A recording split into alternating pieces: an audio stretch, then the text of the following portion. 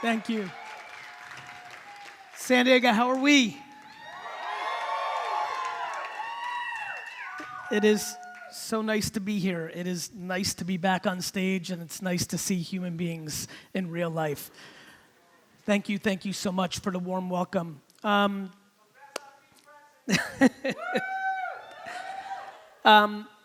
There's so many things I want to get to before we get into the Q&A, so let me just get right into it. I think one of the great things about COVID is it breaks your patterns, right? Something that monumental. Obviously, there's so many things that are challenging and difficult and obviously devastating.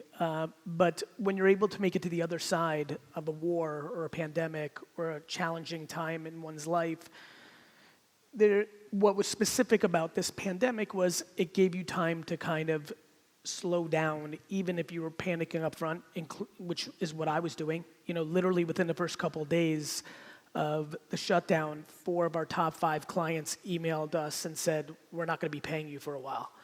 And the way I build my company is for top-line growth. I'm incredibly not incentivized for profit, which means we're running on very tight margin, so not getting paid is always a challenge. And then on top of everything else, Vayner's size was very, very unique in that we were not small enough and not big enough, so we got $0.0 from anybody. And so we had to navigate. And after all that was done, and what is the framework of so much of what I'm thinking about now started to emerge. And, you know, the reality is that I can sit here knowing this industry extremely well, knowing the enormity of the advantage of this room because there's so many immigrants in the room, and that intro is absolutely true. Life is about understanding the alternative. It's really hard to complain about what milk was put in your Starbucks when you came from the fucking dirt.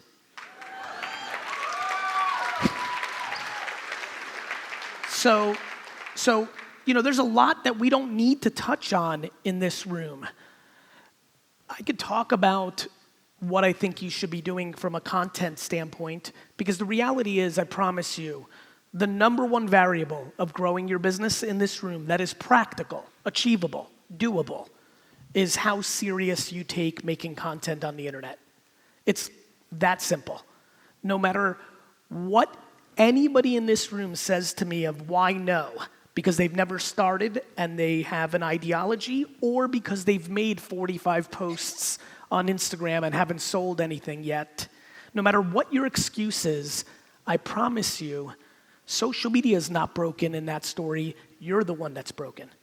There is ungodly amounts of homes being sold. There's ungodly amounts of B2B commercial real estate transactions happening by people that know how to make content on LinkedIn and run an ad and see it. But it's about doing it right. Right? When people hear me say you should be doing LinkedIn, how many people here are in the commercial side or are thinking from a B2B standpoint more than a B2C standpoint? Raise your hands, right? Raise it high. Don't be scared. It's okay. I don't know what the fuck you're doing, sir, but is that, are you in both? There we go. But, you know, jazz hands. It's not, pretty hands. It was funny. Last week, someone's like, Gary, you've been talking about LinkedIn, and he showed me the posts, and he's like, it's not working.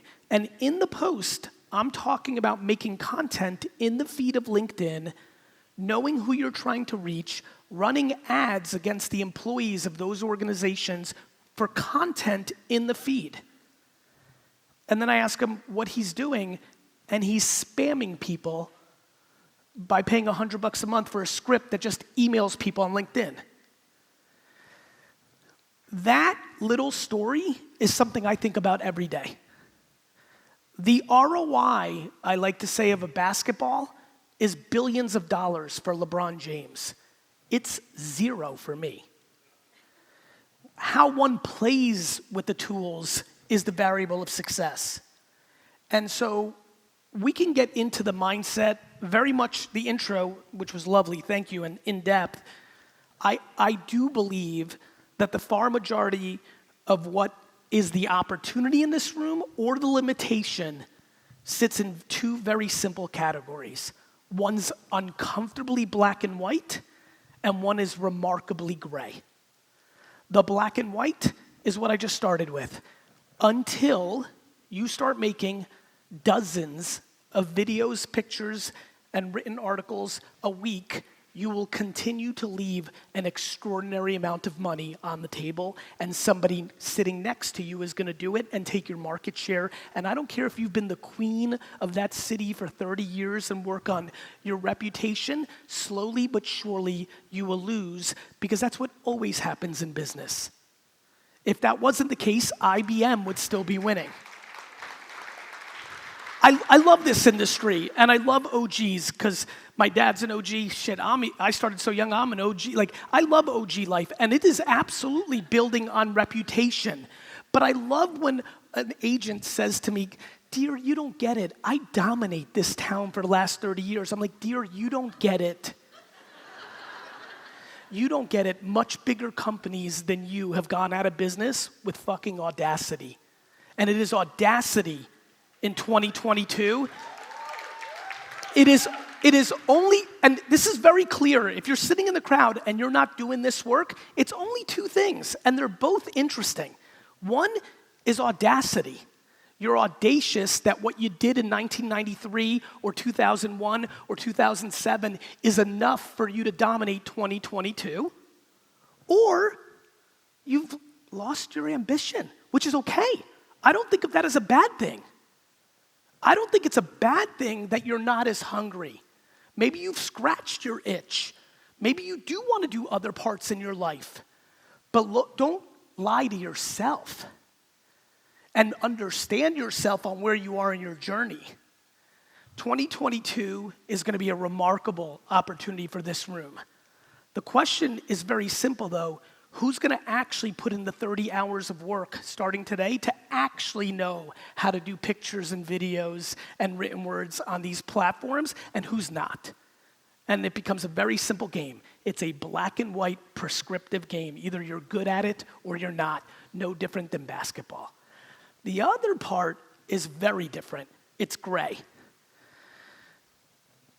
I think people are incredibly confused when it comes to business. I think people think that money motivates people. And of course it does, until it doesn't. Right? I think people think that fear is a good way to go about things. And it works. We see it all the time, until it doesn't. I think it is time, as we go into 2022, for the leaders in here trying to motivate their team. Do you know how many emails I get every day, or direct messages that look like this? Gary, love your content. Real quick.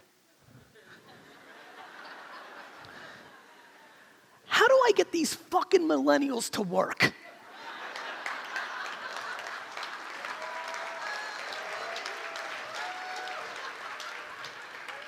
And it pisses me off every time.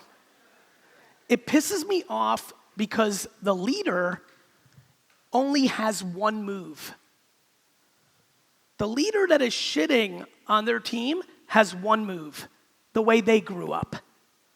Things change. The audacity to think that everybody should be motivated by the same thing that you're motivated by is ludicrous. You can't ask somebody who's from different circumstances than you to want the same things you want. And so when I see that email, they think I'm going to love it because I'm the work hard guy and all. They think, but what they're walking into is a buzzsaw. And occasionally I'm in the mood to write back, hey, Sally, let me ask you, have you even had a conversation with them of what they do like? Are you just making assumptions? We need to have a very big conversation in the business world about how much kindness, compassion, empathy are the superpowers of business. People don't think so. When I talk about kindness, and I talk about it a lot, my favorite email is like, title, all caps, Gary, you're wrong. I'm like, here we go. I open it up. You don't get it, Gary. You talk about kindness.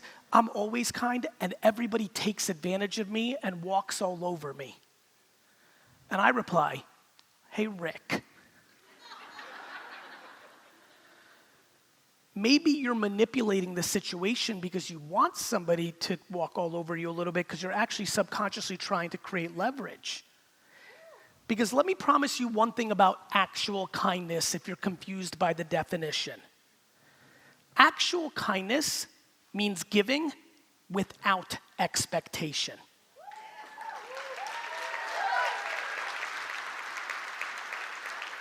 And I believe in business, what is very clear to me is people think kindness and they use kindness, but what it really is a slight version of manipulation. You're doing something with thinking something else is gonna happen. You're referring because you think you're gonna, and it's all good. It's nice to maybe think, but don't confuse that with kindness. That's called strategy. Don't say you're kind, say you're throwing out reels and trying to hope it returns. Own what it actually is. So I think we're going through a really interesting transformation. I think that the world historically changes when communication changes. When the books were written in the world, this is a long time ago, we're going into some history lessons, because the churches wrote 70% of all the books when the printing press was invented, is the reason why religion is such a force in our society, right? The reason things change is when the medium changes. Books came along, things changed. Radio came along, things changed. Television came along, things changed. This internet thing is now at scale. And now we are at a mature state where things have changed. And we all feel it in culture and politics. Things are different because the medium has changed. And we have a new medium in the blockchain that is building while the internet is getting into its maturity. We have NFTs right now. Some of you who follow me know what I'm doing there. But what some of the people in this room may not realize is that the blockchain and NFT is going to take over all contracts. Anybody sitting in the middle will not make any money for sitting in the middle. There's no reason for a processing fee. These are non-custodial situations. There's no need for a bank fee. There's no need for a processing fee. Things are changing, my friends. And whether you like it or not, it will change. I was at a conference like this many years ago, and I had just invested in Uber. And it was the Taxi and Limo National Convention. So I'm giving my talk, and I finally throw it out there. And as you can imagine, the room wasn't thrilled with me. But it was a discussion. And all I saw was question after question, statement after statement, that was why it wasn't gonna work. And all of the answers were regulation. Gary, this is not gonna work because we're gonna pay the politicians off. Similar to how I hear car dealerships and car people talk about Tesla or direct to consumer. I promise you, when technology is coming along, hoping for regulation is always going to be a bad strategy. My favorite is everybody who hates big government because they're an entrepreneur, but then when something comes along and fucks you up, you love the government, don't you? So when the blockchain comes and starts taking out fees, you better shut your fucking mouth in this room. And notice how few claps just happened. Why do I bring that up right now? Not to razz, not to scare, because I want you to do the 50 hours of homework so you can innovate. What blows my mind is people's inability to put in the work in the face of information. All of you know that this blockchain thing is brewing. You've definitely heard about Bitcoin at this point. You've probably maybe heard of Ethereum. It's happening, and it's gonna affect this industry soonest. This is the book industry for the internet. The blockchain is contracts. Please understand that. Please, it's a very important thing. Please spend 15 hours Googling Ethereum and smart contracts. Get educated, not to play defense, but to play offense. You do 15 to 30 hours of homework, you might just change your career. You might shift slightly in what you're doing now to something else. It's a remarkable time. And one thing I know about an immigrant-centric reality is it's not scared to put in the work.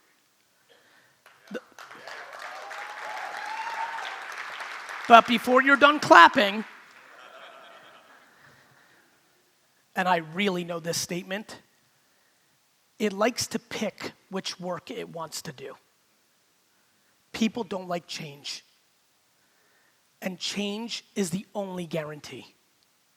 And this industry is in the face of massive change. What the blockchain eventually will do is change the face of what brokerages, leverages in the ecosystem. Right now is the time to build your personal brand on the internet, and I mean right now. How you do that can be totally different. You don't need to be over the top or curse like me. You need to be you. I'm me, you be you. But what you need to do is start producing content to educate people on who you are.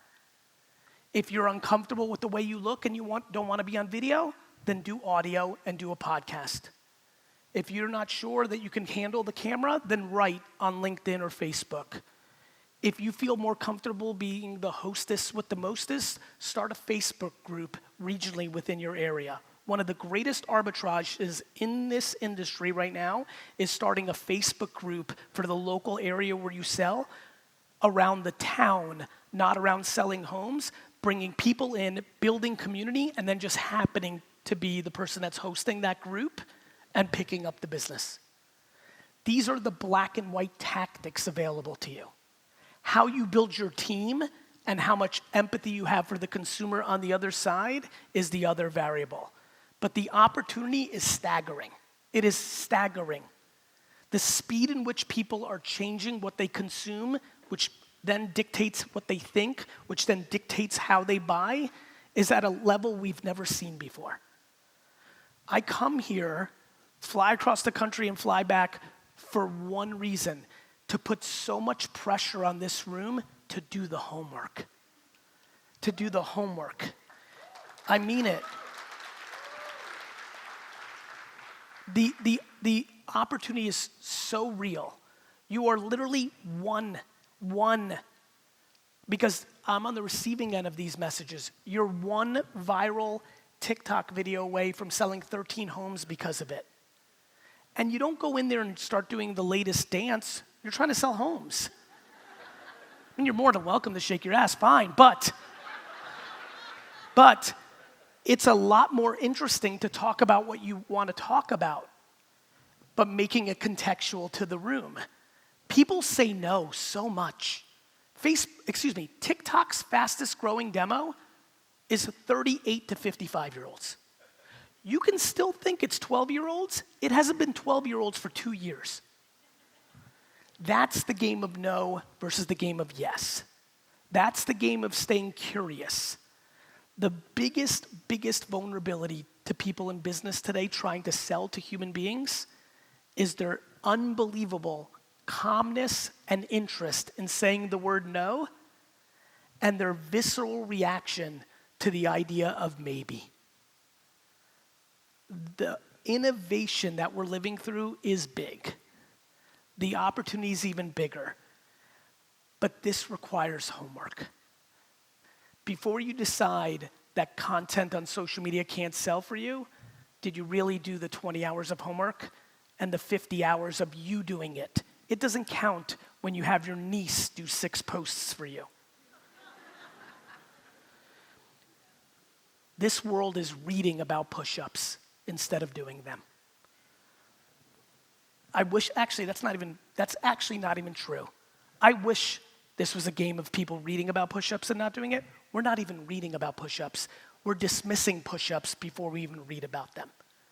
I ask you and implore you here today, my friends, to open up your heart to curiosity, to open up your eyes to the reality of what's happening in our society and how people are making their decisions, and to shed your preconceived notions and start putting in the work. For a lot of us, me included, it was easy to put in the hard labor, right? It was easy to put in the work.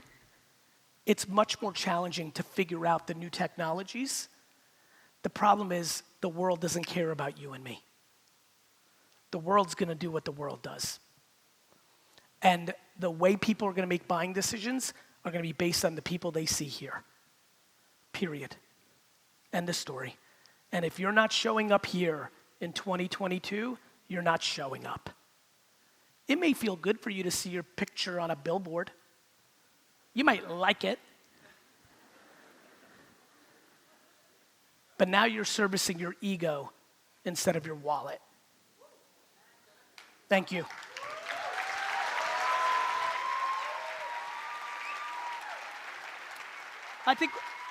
Thank you. I love you back. I think we should go into Q&A. I'd like to get into some detailed stuff.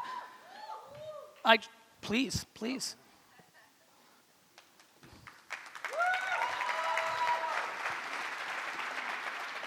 Thank you so much, Gary. You're welcome. Greatly appreciate it.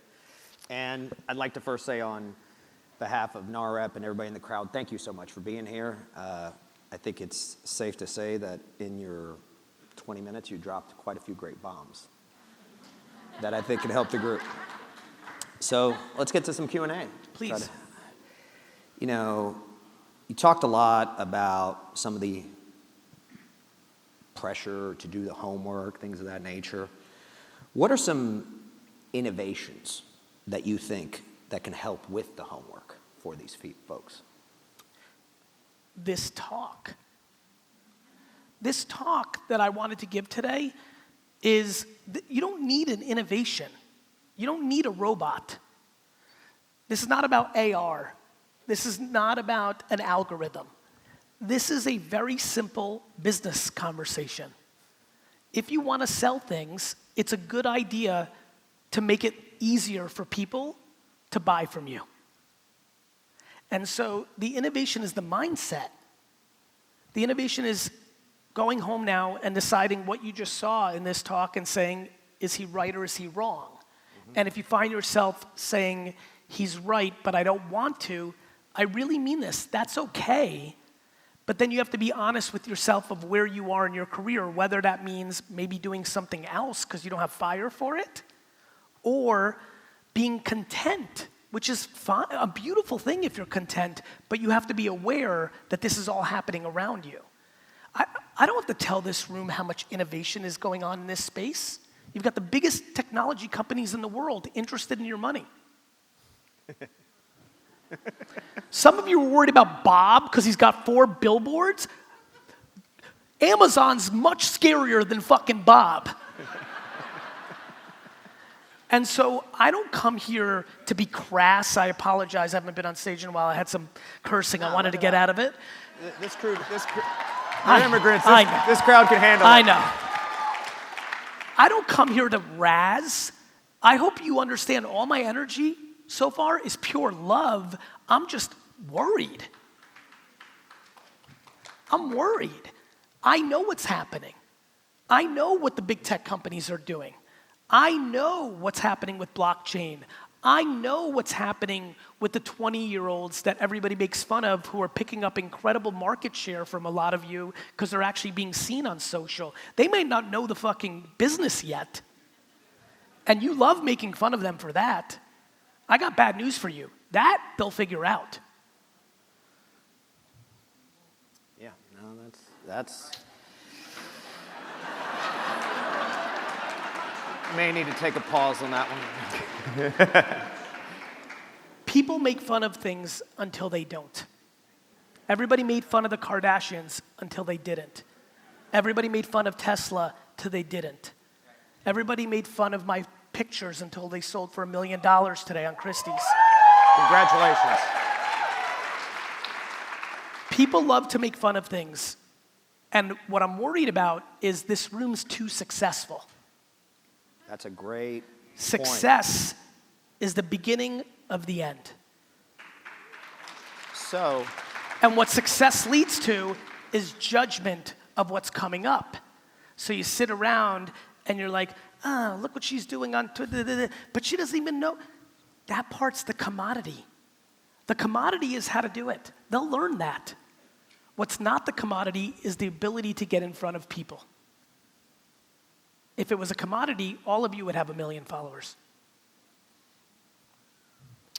So, I mean, we're talking about success here, and we're That was talking the a lot plan. about the evolution of business that you've been talking about. How do they evolve in times of success? Because how it creates complacency. You know, this is why I love the immigrant story so much. I always say that no rich kid can beat an immigrant because it's really, really, really hard to be hungry when you're always fed. Right?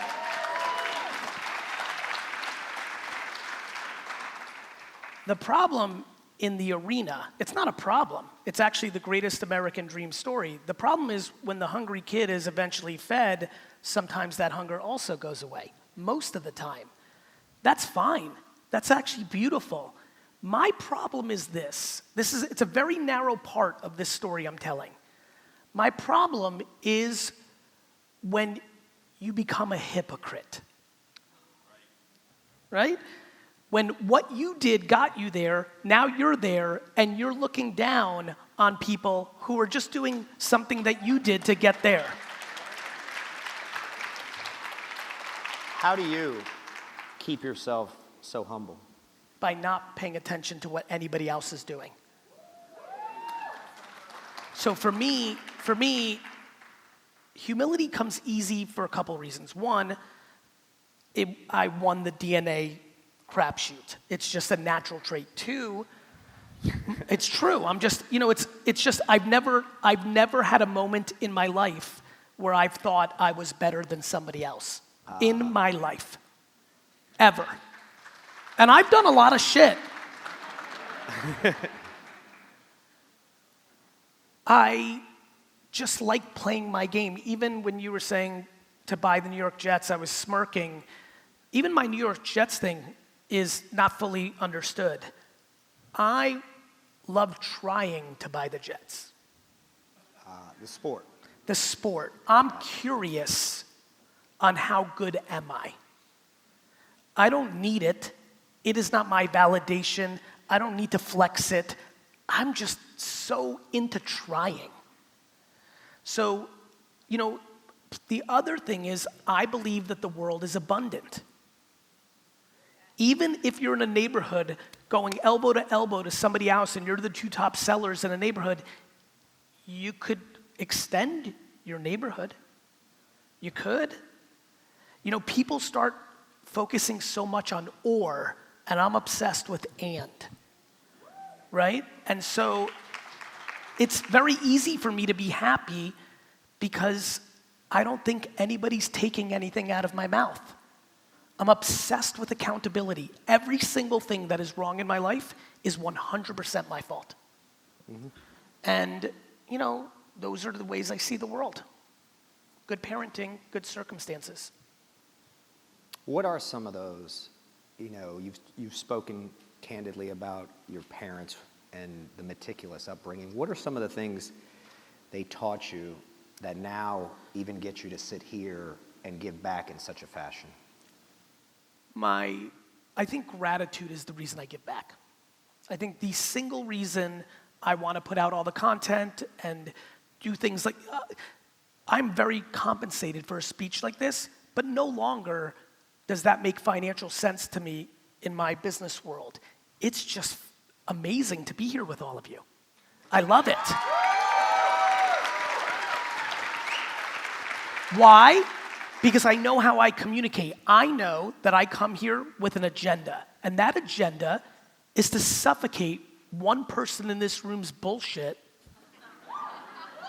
with the hope that it's exactly what they needed to go do something so that in 4 years they could send me an email and say, I was in San Diego in 2021 and I thought I was hot shit, but then you fucking got me, and then I got my shit together.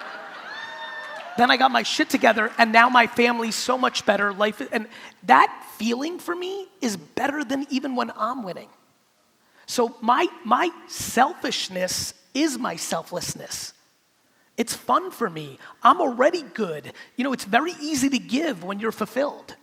Sure. Right? And so For me, what happened? My family heritage was crazy fucked up. My mom lost her mom at 5. My dad lost his dad at 16. We lived in the Soviet Union. A lot of people don't know this. I didn't realize how many people don't know this. You weren't allowed to leave the country. The country was a prison from 1918 to 1990. A prison. You weren't allowed to leave. Leave. Everybody spent time in jail because the government owned everything. Cuba and Venezuela are a fucking vacation compared to the Soviet Union in the 50s, 60s, 70s, and 80s. So, here I am. We left in 78. I'm growing up in America, and this is going to really hit for this room. I'm growing up in America, but am I really? Because in my 4 walls, it's fucking Russia. Right? But I have both. Right? So in the house, all I'm hearing every Friday night and on the weekends is the stories of the old country, and it's a disaster. And I'm out here drinking Coca-Cola and watching Mickey Mouse. And so very quickly, I'm just thankful. I'm just grateful. And so gratitude was big. The other thing they taught me was, the story looked like this. 6th grade, Nintendo explodes. Right? Mm-hmm. And I'm like, Mom, Nintendo. And she's like, good, go get it. And so, that framework gets you serious about lemonade and washing cars and shoveling snow. And so my parents taught me a level of work ethic that I would, in hindsight at 45, say was probably too extreme. The 3 of us talk about it a lot. I think all of us collectively look at each other and say, maybe we took it to 130, 100 would have been fine, 80 would have been fine. We lived in 130. I worked, from the time I was 14, I worked every weekend and every summer vacation day of my life. All of them. Like when people hear it, I don't think they understand all of them. Not like kind of, like you meet people, they're like, they helped out in their family business every day. I was a terrible student. My parents sat me down at 14 and they're like, you're not going to Harvard, so you're gonna work every day. And so work ethic was taught. And then I had such a gift of communicating that my father really, really impacted my life because he has no tolerance for lying. And I had an incredible ability to manipulate everyone on earth.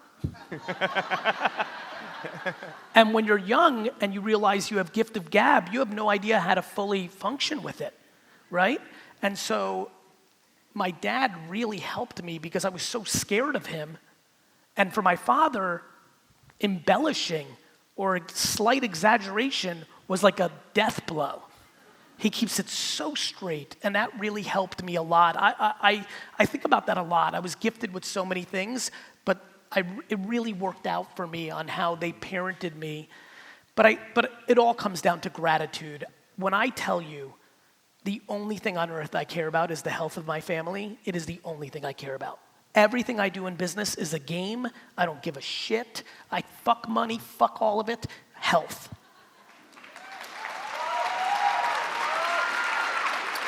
And when you really believe it, not on stage, we clap, it's nice. No, people that really know me, when you really believe it, you know what happens? This much pressure at work. Mental health. My mental health is fucking the greatest of all time because, at least, in the scheme of things, from a business standpoint, when you genuinely mean what I just said, you don't have bad days. You have bad days because you're worried about money. That's what it is. You have bad days because you're worried about the money. And when you don't worry about the money, not because you have it or you don't, I feel the same way. I sold 5 pictures today at Christie's auction that made me more money than I made from being 22 to 34 years old in my career combined. Wow, nice.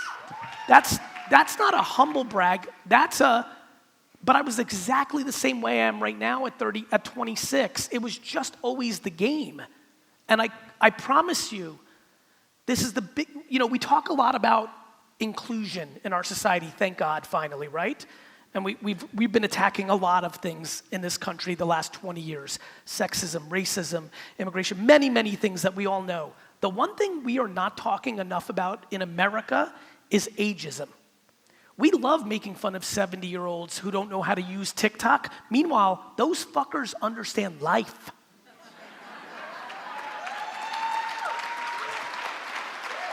There's a lot of wisdom. There's a lot of wisdom. A lot of wisdom And so there. the reason I brought that up is, you want to get happier? Go hang out with 90-year-olds and really listen to what they talk about. You'll realize real fast, most things mean nothing. And once you realize most things mean nothing, losing a deal means nothing. I mean, speaking about, losing and starting all over, just out of curiosity, when you had said that, Russia was pretty much locked down until 1990, how did you and your parents get out? This is crazy. 1978. I mean, because that's in like the zone of pressure. In 1970 or 71 or maybe even 72, this is how, you want to talk about gratitude?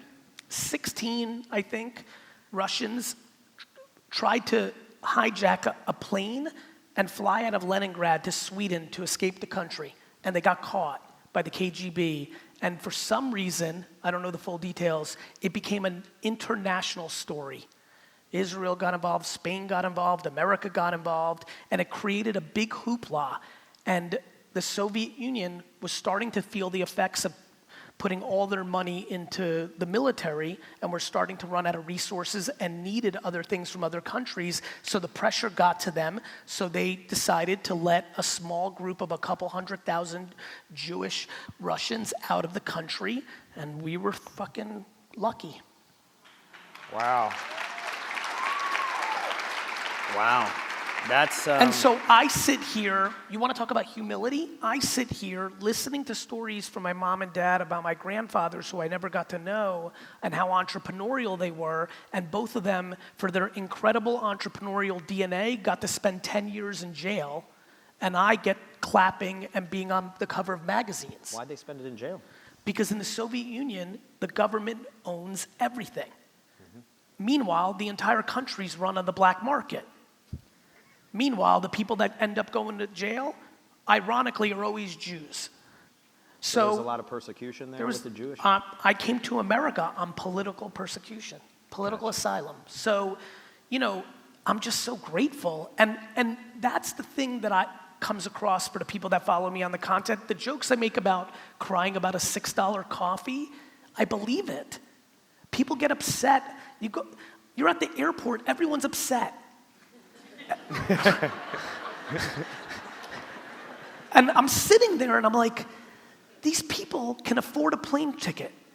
These people are about to go into a machine that flies in the air and takes you somewhere else. That shit used to take 6 weeks on a horse. Right? I sit there, right? Like, I'm on a plane, and listen, I have so much work to do. When the Wi-Fi doesn't work on the flight, that's like me getting shot by a bullet. It hurts. But I'm not going to yell at a human being. People are so hurting inside. People are so insecure. People want to prove something to everybody else besides themselves. People want to keep up with the Joneses, spending money on shit they can't afford to impress people they don't even like. When they should just like themselves. Yeah. This is why I want to use my platform and popularity in business to talk about kindness. We get people to like themselves, something very funny can happen in the world. Something very funny can happen. When you feel good, ironically, you don't want to waste your time trying to make somebody else feel bad. Many people, when I talk about what I talk about with content, they don't want to do it because they get negative comments. I always try to explain to them, the only feeling I have when people say, I'm a scam artist, I stink, I got lucky, whatever they want to say, the only thing that goes through my mind is deep, utter compassion. Wow. The thought that I would spend a minute to look at your account and try to make you feel bad because I want to tear you down because I'm not in a good place, literally sounds like the most difficult life to live in the world. Sounds pretty miserable. And so when Definitely. people are like, my feelings are hurt, your feelings shouldn't be hurt when someone says you're stupid or you don't know what you're doing or you're ugly. You should be feeling bad for them.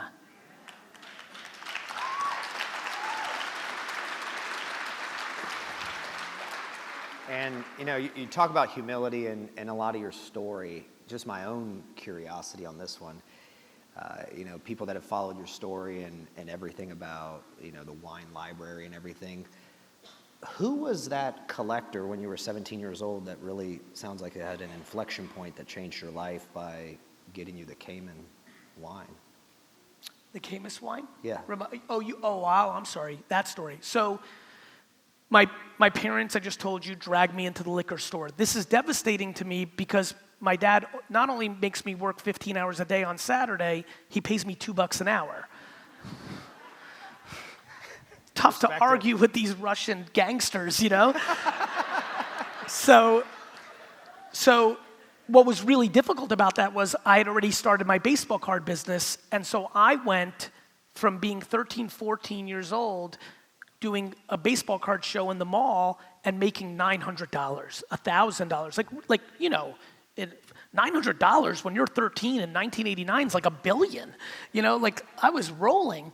And money. And now it's $2 an hour. And in the beginning, how many people, raise your hand, have seen the movie The Goonies? Raise your hand. So in The Goonies, you might remember the character Sloth, right? Who was chained to the basement. That was me for 2 years. I would walk into the store and my dad's like, go to the basement. And I would be in the basement of the liquor store bagging and making ice for 8 hours, 10 hours with some 19-year-old kid who hated my dad. And it sucked. So I hated it the first year or two. And then finally, at 16, I was allowed to go upstairs and something changed my life. I was stocking shelves and somebody walked in and he asked for Camus Cabernet. And I said, we don't have it. And it's a long time ago, but somehow I was like, why did you want that so bad? Because he was disappointed or something. And he said, oh, I collect wine. And that was it. That one sentence. The fact that I was able, because even though I hated working at the store, I really wanted to give back to my family. And I knew even at that age, I knew I had something. I knew I was good. And so now that I was able to figure out that people collected wine, I figured, oh, okay, everything I learned about sports, I'm gonna learn about wine, and that's how I built one of the biggest wine stores in the country. It was based on collectors. Of course, we sold day-to-day wine that everybody here buys, but I had customers spending $500,000 to $2 million a year on their wine collections. Wow. Yeah. Talk about a rate of return.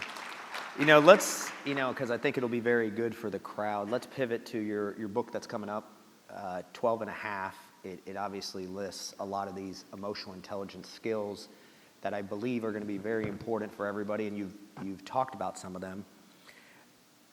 How do you write these books in your mind 3, 4 ahead of time? How does that start perceiving it? What's that process like? It's really funny. I think the biggest thing that people don't realize about my career is I spend almost all my time listening, not talking, which seems insane because I'm so good at what I'm trying to get you to do, which is talking all the time on the internet. I'm producing so much content on so many platforms, but the reality is all of it comes from listening.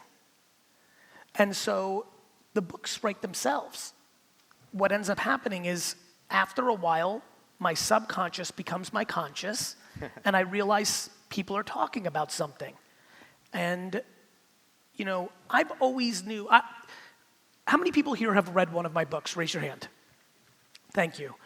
The first book I wrote is similar to someone's first album, right? It's like your life, you had to write it.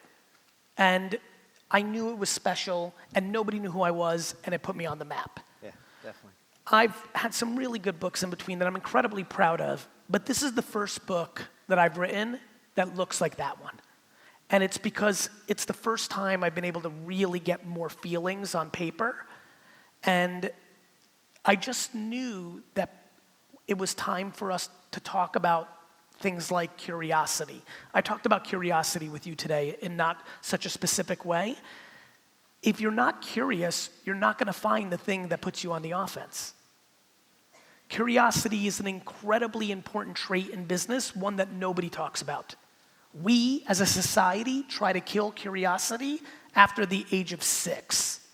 School eliminates it, society eliminates it, and so I knew I wanted to talk about that. I knew I wanted to talk about accountability.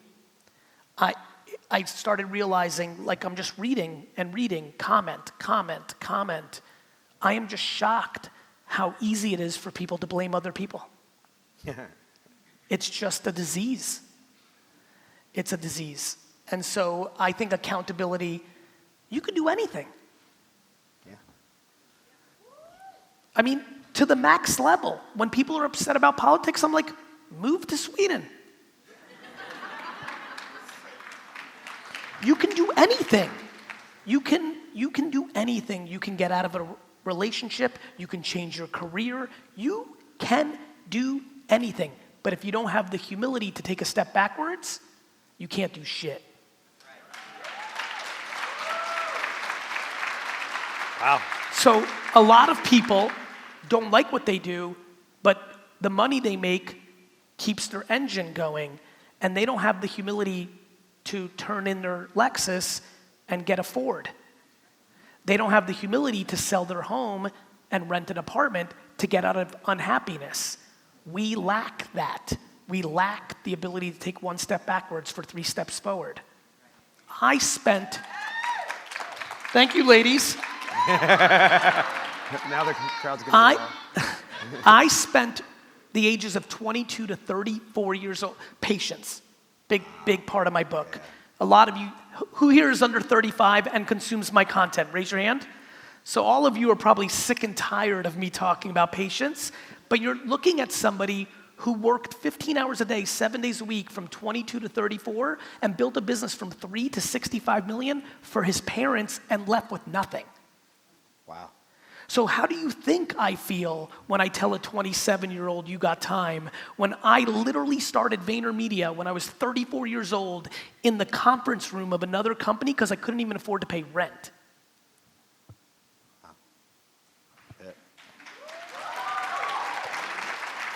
So I think people struggle with things. I think most of society's rules are based on when people live to 50. Of course you're supposed to have your life figured out at 30 when everyone dies at 47.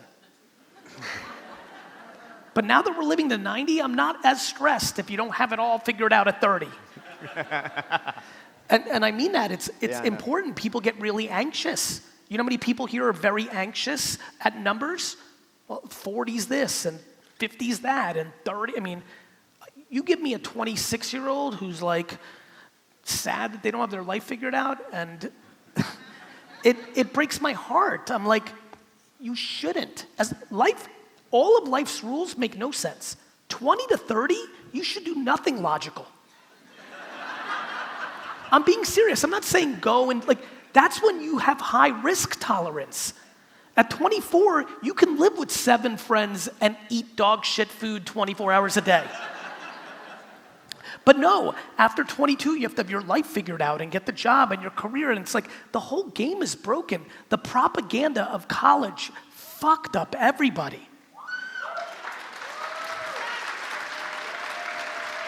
College had a very solid ROI in 1979, but now these kids are going into debt, coming out, and who's got a job for them? I don't give a fuck if you went to NC State or UCLA.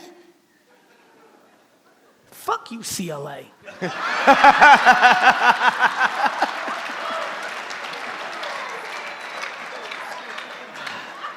I mean, there's definitely a lot of unlearning that's got to get done in this world. We have to unlearn the rules of society because the rules were written 100 years ago and they don't make any sense for today. Period. I mean, we're telling these kids that you got to go to college, and you should see the messages I get on TikTok. Hey, Gary, Hey, Ron. I need your help. Yes, Ronnie?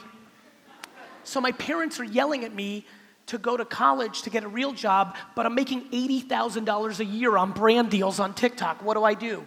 Ronnie, tell your parents to go fuck themselves. Yeah. Parents definitely aren't listening. Parents are not listening because humans live for other people's opinions. Ronnie's parents are telling Ronnie to go to college because they worry about the judgment of their friends. And not Ronnie's best interest. Parents treat kids like assets. They want to put a sticker on the back of their car. UCLA. It's bullshit. And by the way, while we're shitting on the parents, the 27-year-olds in here, if you take $1 from your parents, they should tell you what the fuck to do.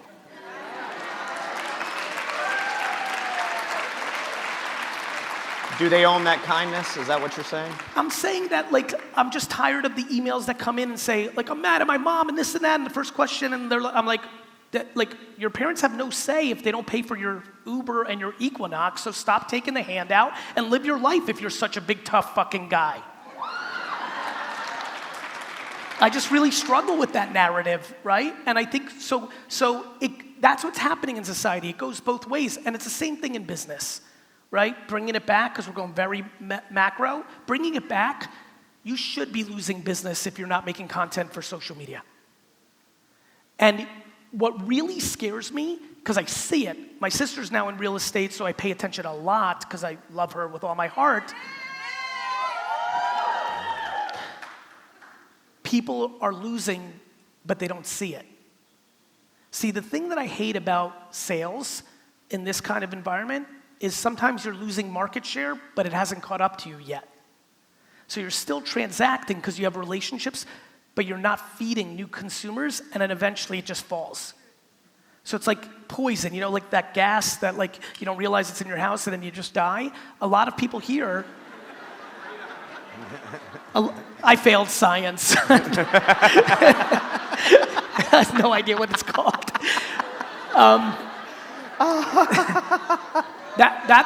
That's what I'm worried about for a lot of people here. I can see it because this is what I do for a living. A lot of people are losing market share to people that are out marketing them. They haven't fully felt it in sales yet, but they will. And the problem is, once it starts, it's hard to pick it back up. It's that uncomfortable you talk about. You're aging up. You're losing the pipeline.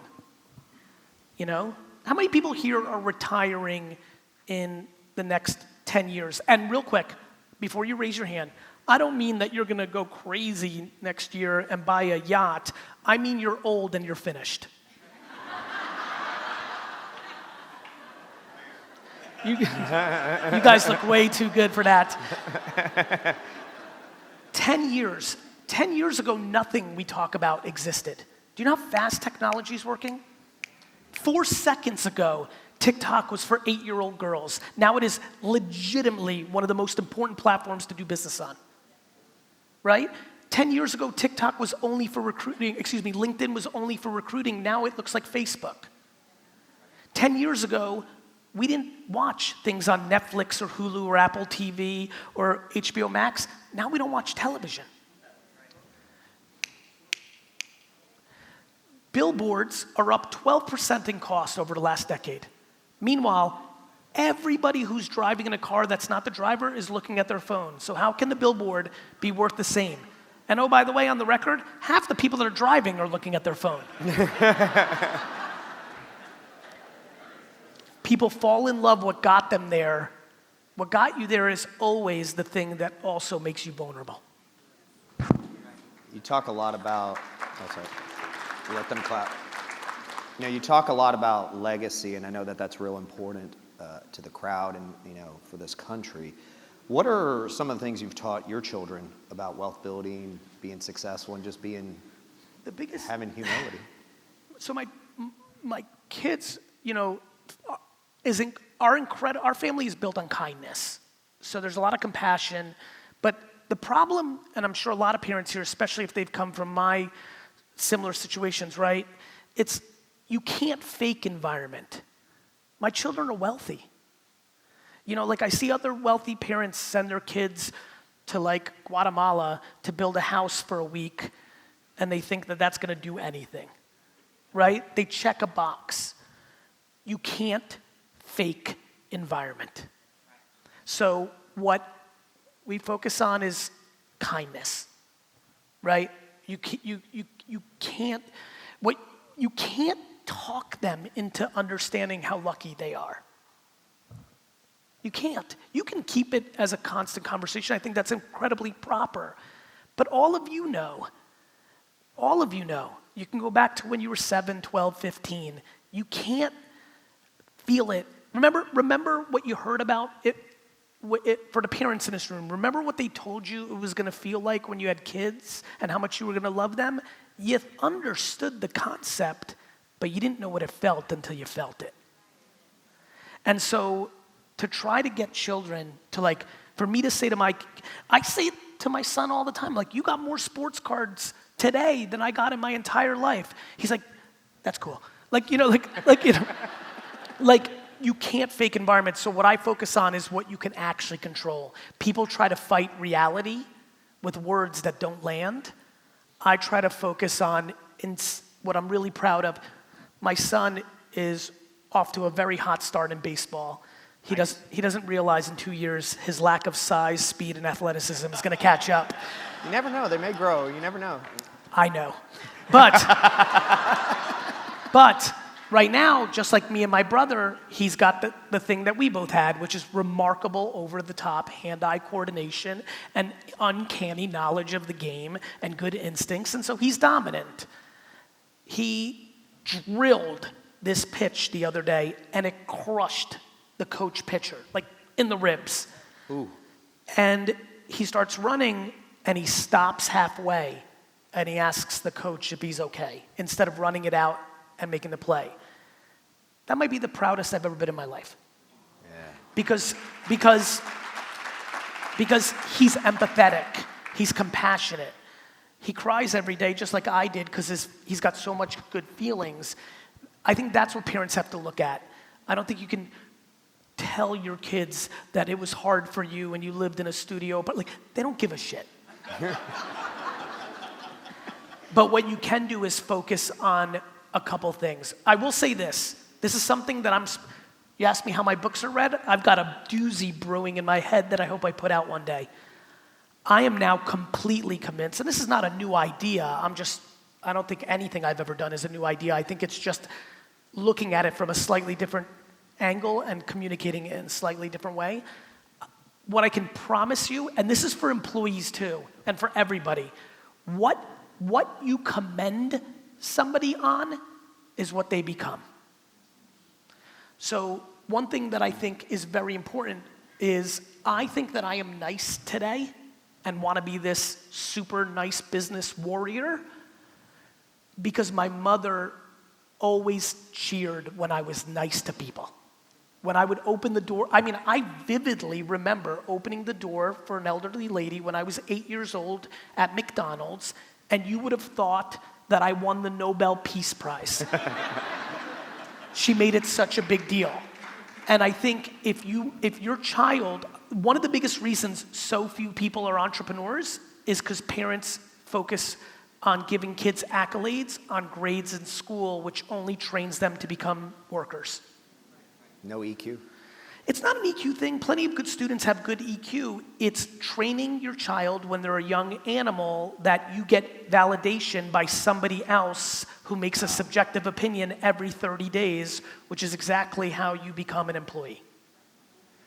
Right? So if you are fortunate to, this is a fortunate thing, I think we haven't gotten to beauty privilege in society yet, but you want to talk about real privilege? Look how handsome and gorgeous people live life, right? If you have a child like that and you are reaffirming their outward appearance, they will become incredibly insecure later in their life. Money in the bank. If one believes that their validation comes from their physical appearance, they become vulnerable, right? If sports is what is their validation. When they can't get to the highest levels, it becomes a demise. So I think what we need to focus on, both for children and definitely for employees, which is why I think we have great culture, focus on people that show humanity. Sheer kindness.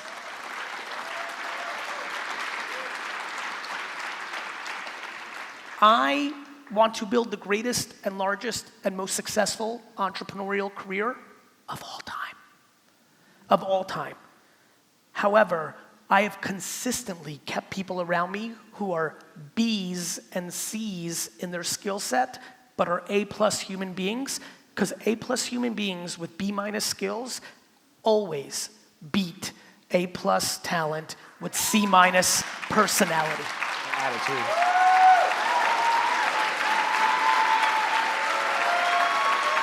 Spirit fingers? Is that what y'all want, spirit fingers?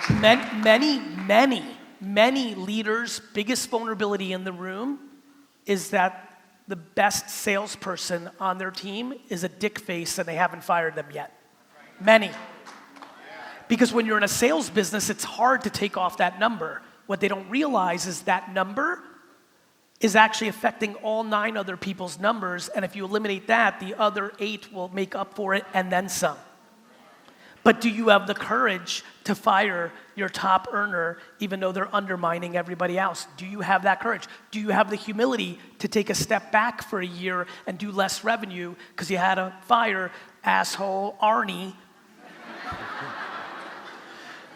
Do you have the stomach and the fire in your belly still when you fire asshole Arnie? You might have to get back on the field and carry shit for 6 months, or do you like golfing so much now? These are the questions that we have to ask ourselves.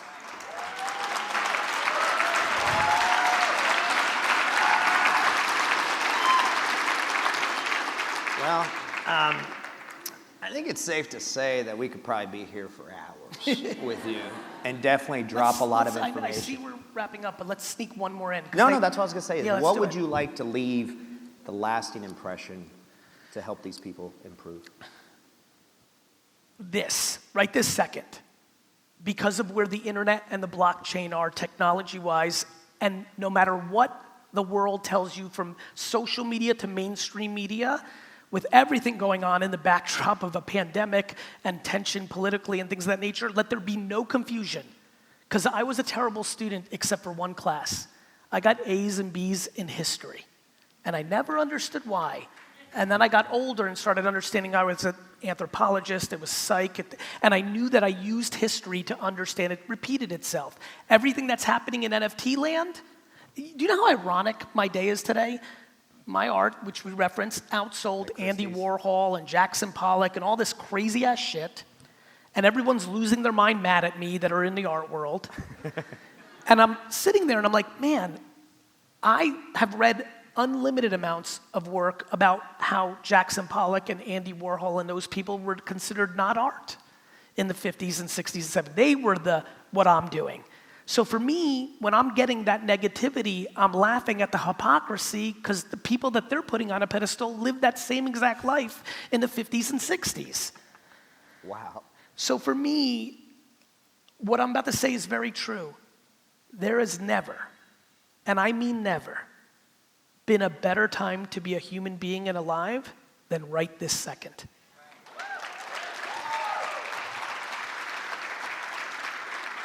It's the truth. People talk about it used to be simpler.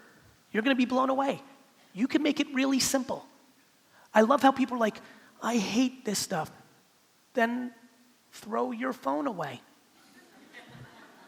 I mean it. You are fundamentally in control.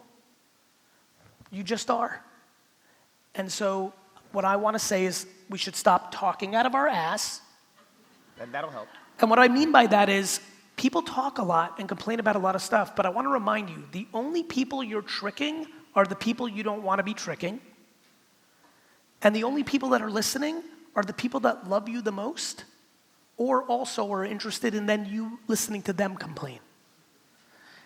And so I just want this room to understand your industry is going to have craziness for the next half decade. Do you know how much money this country printed? We printed so much goddamn money in the last 2 years. All of it's going to trickle down. There's going to be tons going on in your world, but there's an incredible amount of innovation and opportunity going on. And this next half decade is going to be one big story of the winners and losers of all this innovation. My great preference is that you take the motivation, the intrigue of this conversation tonight, and decide to really dig in deep to what's actually happening in the world of communication, because communication dictates everything, and communication is happening on your phone.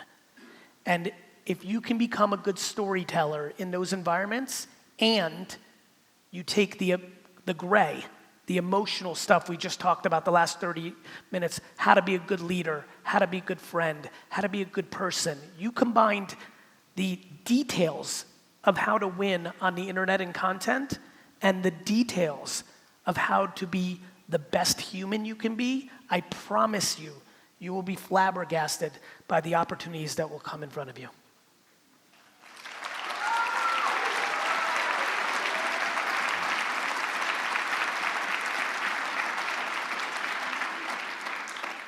Well, unfortunately, it's come time. I will tell everybody in the crowd, if you are not part of Gary's text community, please, you'll always get great text messages that come out. Here it is, ready? I'll give you the time. number. You ready? All right, here it goes. Here we go. Write it down, just text hello and I'll text back 212, there it is, 931-5731. I appreciate it, I really like doing it. You know, I know a lot of you are on it. I'm really trying to reply. I literally get 20,000 a day, and I get to do like 17, so the math isn't very pretty. But it is definitely the place where I like it, especially the random text. Like you don't They even hit at great times. I mean, they couldn't be timed better. It's just the best feeling. Like I'll be like in a meeting, and I'll just grab my phone. I'm like, I just want to say this to everybody, and it's really just the stuff we talked about. And you know, I know that I'm the byproduct of 9 things my mom said between 5 and 14 that shaped my life, and I'm very passionate of giving that back to the world.